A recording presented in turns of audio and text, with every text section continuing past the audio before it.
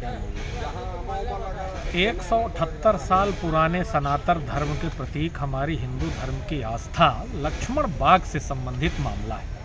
1848 में विश्वनाथ प्रताप सिंह जूदेव साहब ने लक्ष्मण बाग संस्थान की स्थापना 58 एकड़ जमीन देकर की और ये कहा कि महंत यहाँ के अध्यक्ष होंगे और 3 उसके स्थायी सदस्य होंगे। ये प्रक्रिया 1848 से जारी रही, देश स्वतंत्र हुआ तो भी जारी रही, फिर 2005 तक यह प्रक्रिया जारी रही। कांग्रेस सरकार आई, कोई परेशानी नहीं हुई। जैसे ही भारतीय जनता पार्टी की सरकार आती है और स्थानीय विधायक आज के उप मुख्यमंत्री 2003 में विधायक होते हैं, तब से उन्होंने कुछ न कुछ इस रीवा शहर की ज़मीनों को बेचा, खरीदा या कुछ न कुछ किया है।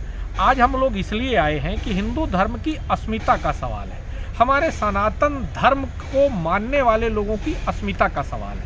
ये लक्ष्मण बाग संस्थान कोई व्यक्ति नहीं, एक संस्था है जिसमें पूरे जिले के लोग आते हैं और अपनी आस्था से वहाँ दान दक्षिणा, शांति, पूजा अर्चना सब करते हैं।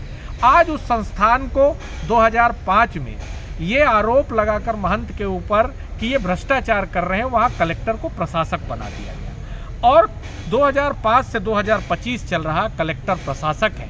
अब एक उज्जैन के पाणिनि विश्वविद्यालय, संस्कृत विश्वविद्यालय को ये ज़मीन बेची जा रही है। मैं एक बात कहना चाहता हूँ कि लक्ष्मण बाग संस्थान की ज़मीन को बेचा और ख़रीदा नहीं जा सकता।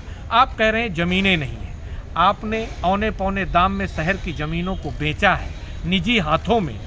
आप इतना तो याद रखिए कि सनातन धर्म की आस्था को, जिसमें अस्मिता का सवाल है, उसको मत बेचिए।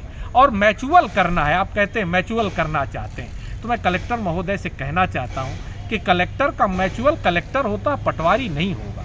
यदि आप धार्मिक संस्थान को की ज़मीन को धार्मिक संस्थान में देना चाहते हैं तो वो मैचुअल करिए, बेचिए और ख़रीदने का धंधा मत करिए। मैं कमिश्नर महोदय से, हम और आदरणीय विनोद शर्मा जी दोनों जन मिलकर ये कह रहे हैं, कहा है हमने कि इस सनातन धर्म की अस्मिता को कमिश्नर साहब आप ही बचा सकते हैं, क्योंकि कलेक्टर प्रशासक है और वही बेच रहा है। माननीय उप मुख्यमंत्री जी, अब तो जिम्मेदारी लीजिए। कहाँ है वो आपका हिंदू धर्म का चोला और कहाँ है वो सनातन धर्म का चोला, जब आज उसकी ज़मीन भी खतरे में है। मैं रीवा वासियों से कहना चाहता हूँ, आगे आइए और लक्ष्मण बाग संस्थान को बचा लीजिए।